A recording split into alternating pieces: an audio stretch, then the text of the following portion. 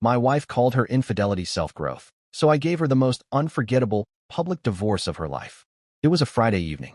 I had just gotten home from work, ready to crack open a beer and kick off the weekend with my wife. The beer was waiting, but something felt off. She was already home, sitting silently at the kitchen table. I could tell right away she'd seen or done something that was bothering her. "Honey, we need to talk," she said. "Before diving into what happened, let me give you some context.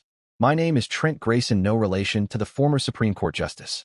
I'm 28, work in IT consulting, and hold a master's degree in computer science. I'm 5 feet 11 inches, about 205 pounds, with brown hair and eyes. I keep myself in shape with daily gym sessions and 5-mile morning runs. People say I look good, and I take care of myself. My wife's name is Lorna, though she prefers to go by Lena. She's 2 years younger than me with a curvy, athletic build. She hits the gym often, has blonde hair, blue eyes, and toned legs. Small waist, great figure, just adorable overall. We met at a college party. Back then, she was Lorna Masters, working on her bachelor's in accounting. I was already into my grad studies. We clicked immediately and dated through college, tying the knot a year after graduation. Lena had a habit of making impulsive decisions, especially when excited about something. One early conflict was her refusal to take my last name. Instead, she insisted on a double-barreled hybrid Scott Putor Ron Clinton style, mixing both our surnames. I tried to talk to her about it calmly, but every time I did, she got defensive, accusing me of being sexist or trying to erase her identity. She'd point out other women she knew who did the same without issue, insisting I was the one stuck in outdated thinking. I wasn't trying to control her. I just foresaw practical problems down the road. Eventually, I lost patience and told her to write the name Lena Carter Grayson 5 times on a piece of paper, then read it aloud. After doing that, she changed her mind and agreed to take my name. Anyway, fast forward 5 years into our marriage. We hadn't started a family yet, but were planning to. Our 5th anniversary was just over 2 months away, and we had agreed to begin trying for a baby then. Since she had trouble with birth control pills, we always used condoms until our anniversary, when we planned to stop. I was really looking forward to it. That's when everything started to unravel. I was sipping a beer when my wife hit me with 5 words that immediately irritated me. "I just want to travel first." Before I could respond, she elaborated. "It's important for me to do this before we settle down and start a family," Lena said, trying to sound reasonable. "So let me get this straight," I asked, already feeling my temper rise. "You want to see other men, date them, sleep with them while still being my wife? And you think I'm supposed to be okay with that? Are you serious?" "It's just for a month," she replied calmly. "I just need a little more time for myself. After that, we'll celebrate our 5-year anniversary like we planned. Once I've had this final bit of independence, I'll be ready to fully commit and be your loyal wife forever." "Absolutely not," I said bluntly. "Okay, Trent, that's your choice," she said, unfazed. "But I'm doing this anyway.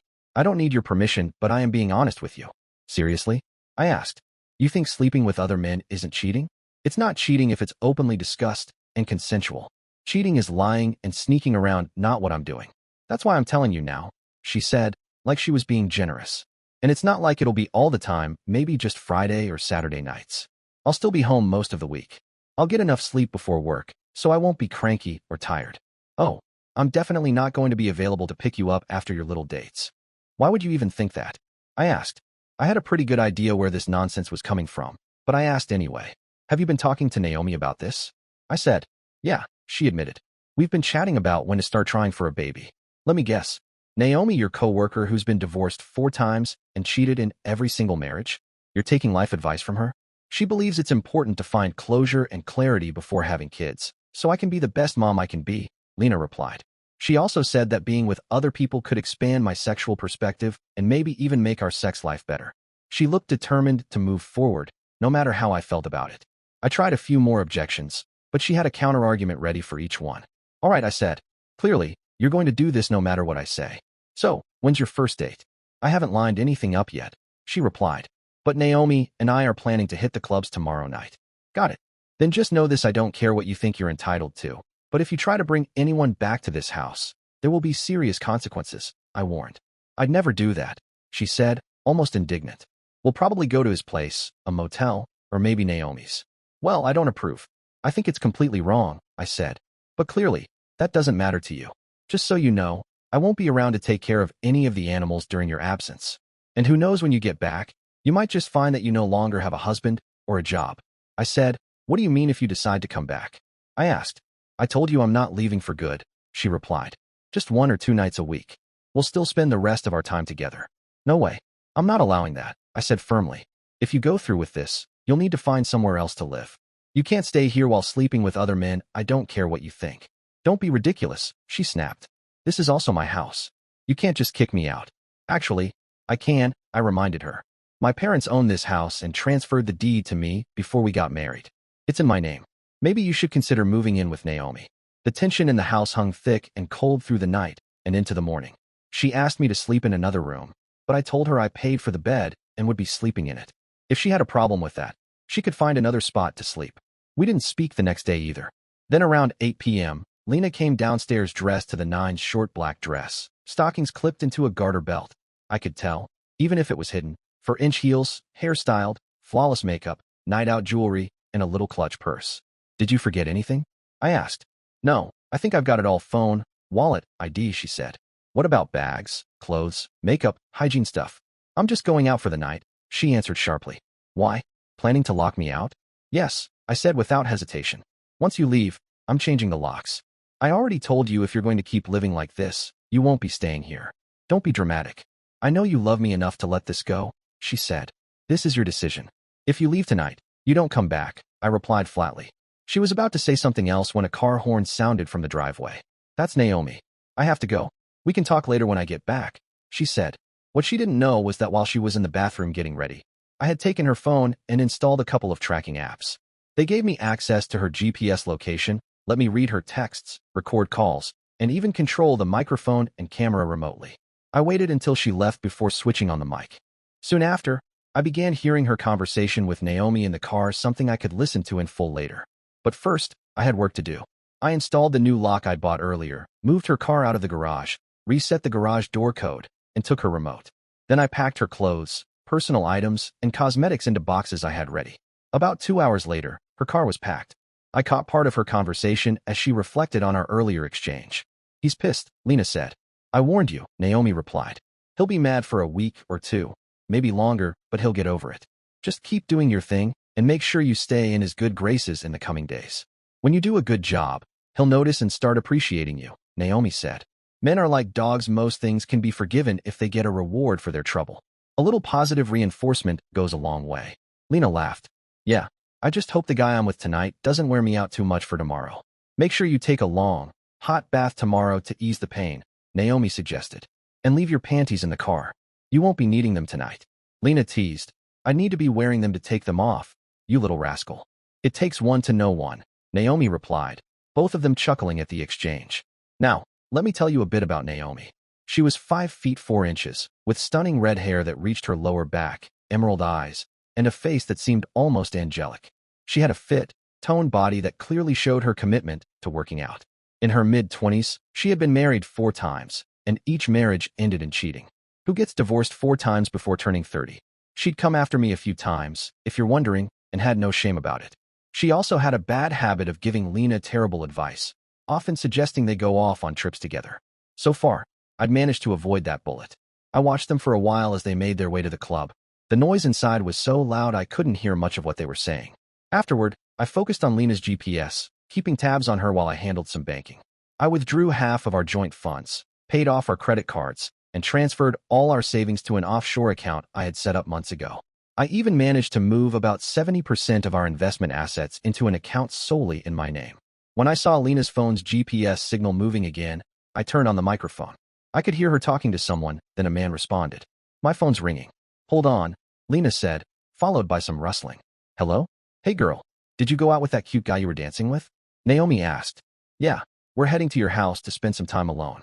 Hope you don't mind if I borrow your guest room for a couple of hours, Lena replied. Sure, no problem. I should be there soon with a friend. I'll need to shower afterward before heading home, so I left some shampoo and body wash for you in the guest bathroom. Thanks, babe. I'll see you soon. I wanted to hurry things along, so I activated her phone's camera to see who she was with. I only got a quick glimpse before she tucked the phone into her pocket. The guy didn't seem like much, probably in his late 30s, with thinning black hair and a height that made him look a lot smaller than me. I turned everything off while they were on their way to Naomi's house. When I saw them approaching, I switched the microphone and camera back on, listening intently until I heard them step away from the phone. It was all ridiculous. I needed Lena to be near her phone so I could record audio evidence of her infidelity. Video footage seemed like an unreasonable request at that point. "Hello, unknown man. How can I help you?" I heard her say. I recognized that ringtone. "Wait, never mind, sorry. I can't talk right now. I'll just tell him to try again later." She answered the phone, her tone light and casual. "Hello, sweetheart. What's up? Where are you?"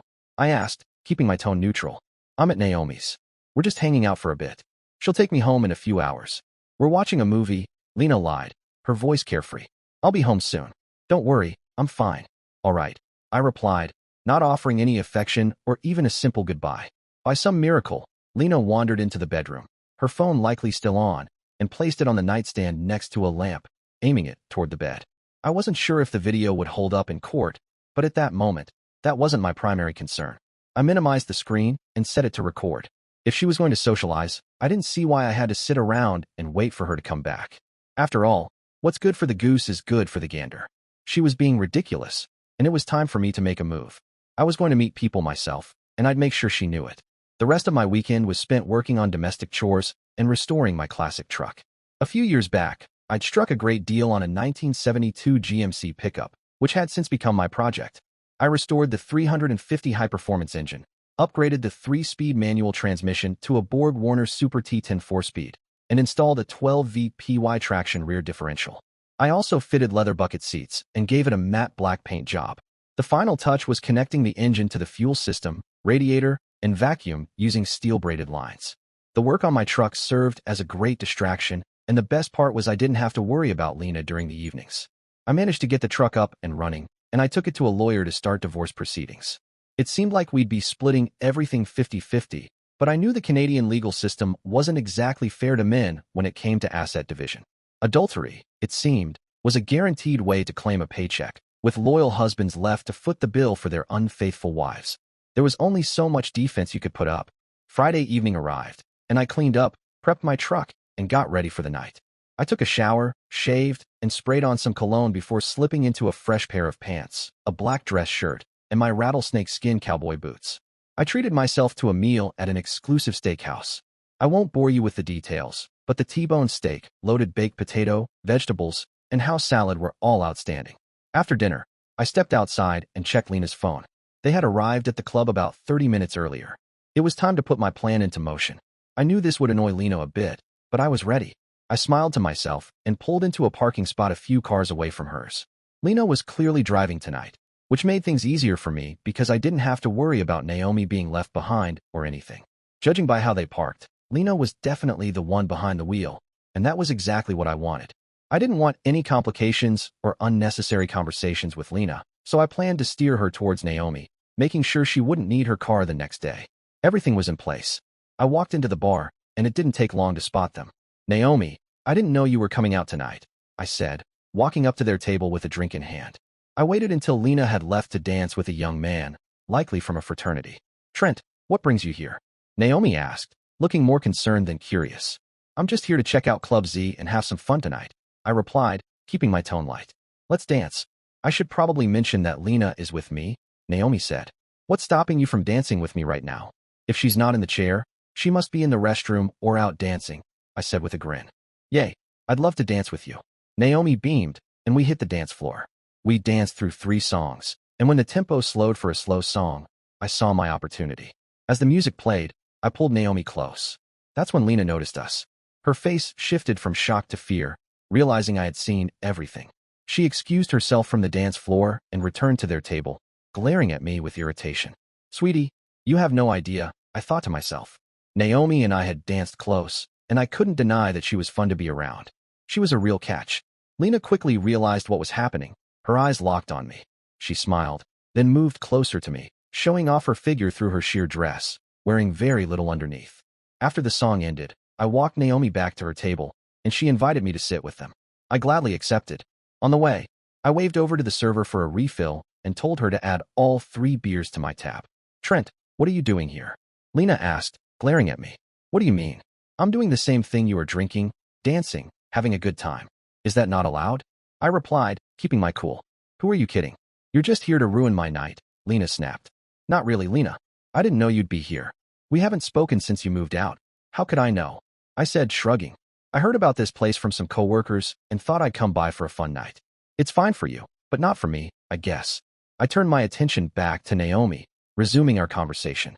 Lena sat there, fuming. She wasn't looking any more appealing than before, but I pretended not to notice. It was clear she was trying to make me jealous. I could tell by the way Lena was hitting the dance floor and dancing with various guys that she was enjoying herself. I couldn't help but laugh to myself as I watched her, talking to Naomi at the same time. When I noticed a guy approaching Lena to ask her to dance, I made sure to ask her first. After a few dances, it became clear to everyone that we were together. A few hours later, I saw an opportunity. Lena was dancing, and Naomi was in a great mood, smiling and waving as I approached her. As I got closer, it became obvious that she wasn't wearing much. She stretched out and ran her hand across the front of my jeans. "Is your place closer?" I whispered, leaning into her ear. "Lena should be here soon," she replied. "Does that matter?" I asked, kissing the back of her neck. "I assume she'll have her own room," I continued. "I hope not," she responded, still feeling the heat of the moment. She had the keys and was driving. She could find her way back. I kept the mood going as we headed back to her apartment, tenderly stroking her calf. As soon as we walked in the door, she took off her dress, grabbed my hand, and led me to her bedroom. The intimacy was great. She was definitely good at it. I'd taken all the right precautions, as I usually do. In the middle of it, I heard the front door open and close. Naomi wasn't paying attention, thank goodness. For the record, Naomi is a screamer, and Lena's room is next to Naomi's, so I was prepared. It ended up being a night to remember for several reasons. Lena seemed unsure about some things, but we both got into it, and eventually, we passed out from exhaustion. The next morning, I woke up to a surprise downstairs, enjoying a quiet moment. Despite our open conversations about Naomi's colorful past, I wasn't going to mention any favors being returned. You might wonder about my ethics, but I believe in mutual enjoyment and love, with safety and health being top priorities, which is why I always use protective measures. Breakfast was awkward, to say the least. Lena had probably been trying to sleep in, but she was in the kitchen when I came down. "Coffee?" she asked. "That's okay. I'll get it," I replied, noticing the faint smile on her face. I grabbed a clean mug and stood by the Keurig as it brewed, wondering what she would have put in my coffee if I'd let her make it. She didn't say much after that, and went to talk to Naomi. I did too. Lena had figured out we were missing and knew what had happened. She wasn't happy when she saw my truck parked at the apartment complex, probably because she'd given her date some nasty looks during breakfast, and he left quickly. I didn't stick around for long. When I set my mind to something, I'm determined, and I don't give up easily. I knew Lena worked with a lot of attractive, single women. I had met a few of them at work events and personal gatherings, and I had their contact information. I began reaching out to a few of Lena's acquaintances and coworkers, asking them out, and most of them agreed to go on a date with me. A few hesitated because I was still legally married, but Lena had already shared so much about our situation at work that I was able to convince them. I noticed an increase in tension between Lena and Naomi at work, as well as between Lena and some other single women who worked there. That's right, I started hanging out with Lena's friends and coworkers, inviting them over for dinner or taking them to fancy restaurants, the opera, or other outings. I made sure I was in the same places as her friends when they were together. I was making full use of the GPS tracker and audio footage on her phone. I also found out that some of the coworkers I thought I was seeing were planning trips and having fun with the real Lena. Meanwhile, Lena continued going out and returning with her friends, arguing with Naomi. I was enjoying myself, going out to dine at fine restaurants, dancing, and spending time with different people. I also appreciated hearing Lena's own thoughts on the situation. Everyone was out, and Lena was talking about how things weren't supposed to happen this way. Naomi asked, "What do you mean?" Lena responded, "He was supposed to wait for me until I finished my final year. We were supposed to start our lives together, not cheat on me." Naomi replied, "Yeah, I didn't expect this either." Lena then said, "To be honest, I've had a good time, but no one compares to Trent when it comes to making me feel good. Our anniversary is coming up, and we've decided to start trying for a baby." Naomi responded, "Yeah, he has a way with women, Lena." Lena then shot back, "And you? What were you doing, bringing him over and lying to me and my husband all night, only to backstab me the next morning?" Naomi answered, "Hey, relax. You know I've had feelings for him for years. What did you expect when he made a move on me? He really turned on the charm, and I couldn't resist." Lena admitted, "But he's married. You could have respected your best friend." Naomi replied, Okay, sorry. Look, he hasn't called me back, and I don't think we'll get back together. Don't be mad at me for telling you this, but he's been hitting on half our friends and coworkers." Lena said, "I can't believe those backstabbers are doing this to me. I can't wait to see what's coming to them." Naomi asked, Are you heading back to him now, Lena? Lena answered, yeah, I'll call him later and let him know I'm ready to come back and start trying for a family. I couldn't help but smile as I watched their interaction. Lena had no idea what was coming next. It was time to call my lawyer and give her my final instructions. Our anniversary was just over a week away, and I needed to make sure everything was set for the big day. Later that day, Lena called, wanting to come home, but I declined. I explained that if I let her come back, I'd be going back and forth with her constantly. I told her about some of the major upgrades I had made to the house, wanting to surprise her. When Lena arrived home, everything was completed. I had planned to have the house looking perfect by the time she returned. She had prepared a gift for our anniversary, and I may have dropped a few hints, leading her to believe incorrectly that one of the rooms was being turned into a nursery. I didn't say it outright, but I didn't mind letting her think that. I convinced her to wait until our anniversary for her surprise and promised it would be a good one. Everything was ready to go. It was 6 p.m. on a Saturday, and my 2-month plan to surprise Lena with a massive pool party, complete with a brand new pool in the backyard, was in full swing. She couldn't believe her eyes when she stepped into the backyard. There were many of our friends and family present. Just then, the doorbell rang. I had instructed Lena to arrive at 6 o'clock, and while it might have been predictable, anyone passing by the house would have noticed something was up. Still, she was caught off guard when she walked through the front door. All right, everyone, the guest of honor has arrived. I called out. Trent, what's going on? She asked. I kind of thought we were going out to dinner today, she added. No, I replied. Today is a special day, and I wanted our family and friends to be here to see it. She seemed surprised. All right, hun. It's just that I didn't expect anything like this. Just leave your suitcases here for now, I said. We'll get to them later. You arrived just in time for dinner. Come on in, you can go to the front of the line since you're the guest of honor. Lena settled in quickly, and we tried not to discuss the past 2 months. Dinner was a hit, filled with delicious food and plenty of laughter. Once we finished eating and cleaned up, I turned on the backyard lights, revealing the new pool and other improvements I'd made to the house. I hadn't yet shown her the upstairs. She had been hinting that she wanted to see the renovations I'd completed. Still, I believed I had transformed one of the spare rooms into a nursery. Everyone, could I have your attention for a moment? I called out, raising my voice to get their attention. The music faded, and the chatter died down. All right, thank you all for being here. I have a few announcements to make on this special occasion. I turned to Lena, first and foremost. Lena, please come over here next to me. She moved closer, her eyes curious. Yesterday was my last day of work, I began. The only person who knows is my former supervisor, whom I gave my notice to a month ago. I'm starting my own consulting firm so I can spend more time with my family. Lena's face lit up with a wide smile when I said family. As you probably know, Lena and I are celebrating our 5th anniversary today, I continued. What you might not know is that Lena and I have been discussing starting a family for some time now, and we've decided that today is the day we'll begin trying. So, for our anniversary, I want to give Lena a special gift.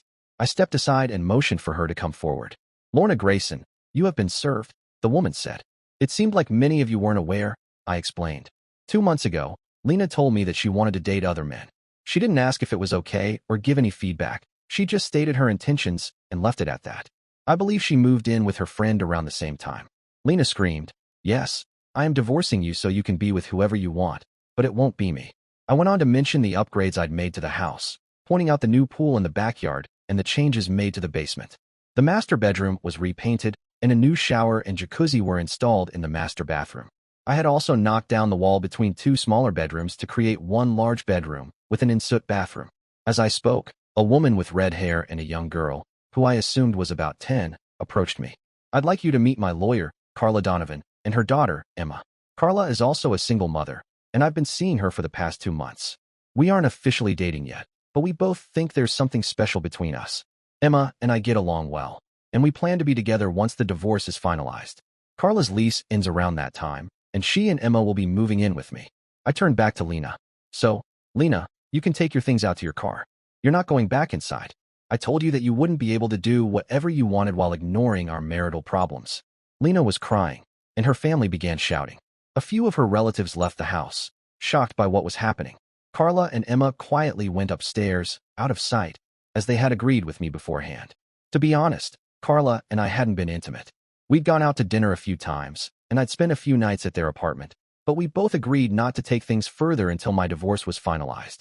Carla had ended her marriage 5 years ago after her husband cheated on her, and although she'd gone on a few dates since, she hadn't felt any strong connection with anyone until now. Eventually, everyone left. I didn't know where Lena had gone. I had turned off the tracking program earlier that day, and I no longer had an interest in monitoring her. Should I have handled things differently? Yes. Should I have involved Carla and Emma in this? Probably not. But I was angry. Lena's actions had hurt me, and I wanted to show her the consequences of her betrayal. I wanted her to understand that my love for her hadn't faded on its own. She had pushed me to this point. I wanted her to feel the same misery she had caused me. I could have confronted her at work, or mailed copies of everything to everyone we knew, but I chose not to. There were many more mature, less harmful ways I could have handled it, but I didn't. I suspected the new neighbors were shady, and I felt uneasy about Robert's sudden friendship with them. I wasn't sure what he saw in the pair next door. Ida, on the other hand, wasn't unfriendly.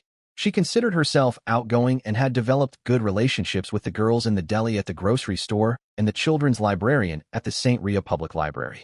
But there was something about the neighbors that immediately rubbed her the wrong way. Maybe it was because they never went out during the day and seemed to appear out of nowhere. When she asked where they had gone, she voiced her concerns to Adela, who laughed it off and called her crazy. So, Ida kept quiet, assuming she was overthinking things. Meanwhile, Robert had paid a visit to his neighbor. Lena did move back in with Naomi, but only for about 2 weeks before they had a major falling out. Lena then found a small apartment and has been living there ever since. I still see her around town now and then. She often scowls at me or looks unhappy depending on her mood, and we don't exchange small talk. A mutual friend of ours told me she left the company and found a new job because it was too awkward seeing so many of her ex-boyfriends daily. Occasionally, I run into her family when Carla, Emma, and I go out to eat.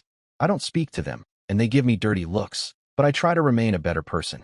Lena attempted to fight Carla and Emma's divorce, but eventually gave up. She wanted everything to be over quickly.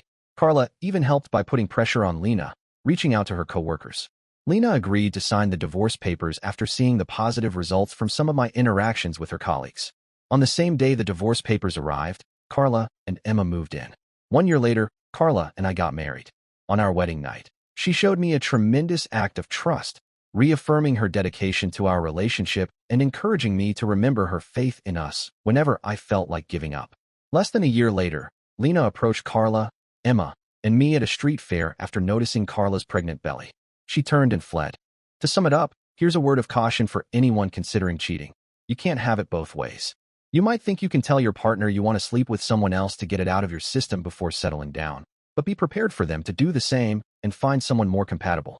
1 year after the dramatic pool party where I served Lena with divorce papers, life had settled into a new rhythm. The house, once filled with emotional turmoil, now buzzed with warmth and laughter. Carla and Emma had fully integrated into my world, transforming the space into a home full of hope and second chances. The pool in the backyard, once a symbol of my audacious revenge, had become a place for Emma's weekend swim sessions and Carla's quiet evening dips. Beneath the surface of his newfound domestic happiness, Trent carried a lingering unease, a blend of guilt over his past actions and a nagging fear that the wounds from Lena's betrayal might never fully heal. His consulting firm had taken off far faster than he'd anticipated. Quitting his job had been a gamble, but his reputation and relentless work ethic paid off. He now worked from a sleek home office, a converted spare room upstairs where he could hear Emma practicing her violin or Carla humming while cooking dinner. The business gave him flexibility, a luxury he cherished. He could drop Emma off at school or join Carla for a midday coffee when the workload was light. This freedom was a sharp contrast to his old life with Lena, where every moment felt like a negotiation. Carla, with her sharp legal mind and quiet strength, had become a grounding force for Trent. She understood his guarded heart, having experienced her own betrayal in her previous marriage. They had agreed to take things slowly, letting their relationship develop naturally after the divorce was finalized. Their wedding, a small event with close friends and family, was a celebration of trust, something Trent hadn't realized he had lost until Carla helped him rebuild it. Emma, now 11, was a bright spark in their lives. She took to Trent immediately, calling him T and roping him into science fair projects and late-night board game marathons. But the past wasn't entirely behind them. Lena's presence still lingered like a faint shadow. Trent occasionally spotted her in town at the grocery store, the coffee shop, or driving past in her compact sedan. Her expression was always a mix of defiance and sadness. Mutual friends shared glimpses of her life. She had left her accounting job after the awkwardness with coworkers became unbearable and was now working at a small firm across town. She lived alone in a modest apartment, and rumors swirled that she had sworn off dating to focus on finding herself. Trent didn't know how to feel about it. Part of him wanted to gloat, but another, quieter part felt a pang of sorrow for the woman he had once loved. One crisp autumn afternoon, Trent was at the park with Emma, watching her race around the playground while he sipped coffee on a bench. Carla was at a legal conference, leaving the two of them to enjoy their usual weekend adventures. As Emma swung from the monkey bars, a familiar figure approached. It was Lena, bundled in a scarf and coat, her blonde hair tucked under a beanie. She hesitated, clearly debating whether to turn back, but Trent caught her eye and gave a small nod. Lena walked over, her steps cautious. "Trent," she said, her voice softer than he remembered. "I didn't expect to see you here." "Emma loves this place," he replied, keeping his tone neutral. "What about you? Just passing through?" She shrugged, glancing at Emma. "I walk here sometimes. Clears my head." There was a pause, heavy with unspoken history. "She's a sweet kid," Lena said, looking at Emma. "You're good with her." Trent nodded, unsure where this conversation was going. "She's easy to love." Lena looked down, fidgeting with her scarf. "I owe you an apology. Not just for everything, but for how I handled it. I was selfish," Lena admitted, her voice wavering. "I thought I could have it all freedom. You a family. I was wrong." Trent's jaw tightened. He had imagined this moment 1,000 times, rehearsing cutting replies in his mind. But now that it was here, he felt oddly empty. "Why now, Lena?" "It's been over a year," he said, his voice steady but distant. "I've been talking to a therapist," she confessed, her eyes searching for understanding. "Trying to figure out why I blew up our life. I think I was scared of settling down, of losing myself in motherhood." Naomi's ideas seemed like a way to hold on to some control, but they were poison. "I hurt you, and I'm sorry." Trent studied her, searching for the woman who had once laughed with him over late-night pizza or planned their future with starry-eyed enthusiasm. She was still there, but she was dimmed, like a light bulb flickering out. "I appreciate that," he said finally, "but apologies don't erase the past. I've moved on. I had to." She blinked back tears, her eyes glistening. "I know." Lena took a shaky breath. "I saw Carla at the street fair. She's pregnant, isn't she?" Trent nodded. "Due in 4 months." "A boy," Lena said, forcing a smile. "That's wonderful." "Really?" Trent didn't answer right away, letting her words sink in. "I won't keep you," Lena said, her voice faltering. "I just needed to say it. Take care, Trent." She turned and walked away, her figure shrinking into the autumn haze. Trent watched until she was gone, his coffee cold in his hand. Emma ran over, breathless. "Who was that, T?" "Just someone I used to know," Trent replied, ruffling her hair. "Ready for ice cream?" That evening, Trent told Carla about the encounter. They sat on the couch, her head resting on his shoulder, the house quiet except for the hum of the dishwasher. "How do you feel about it?" Carla asked softly. "Conflicted," he admitted. "I wanted to hate her forever, but seeing her today, she's broken, Carla. I don't think she meant to destroy us. She just didn't know how to stop herself."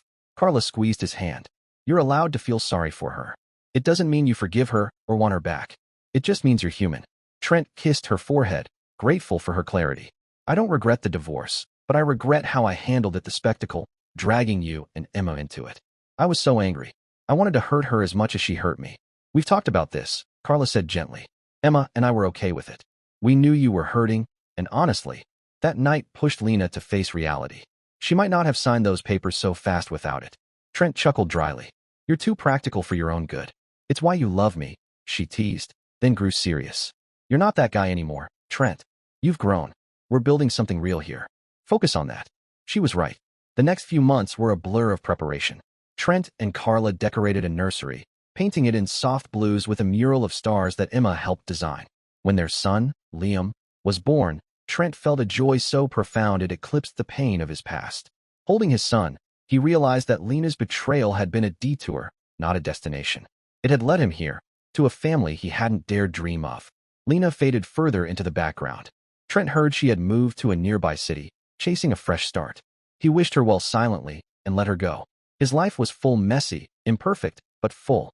Dear listeners, please share your thoughts in the comments section below and don't forget to like, share, and subscribe.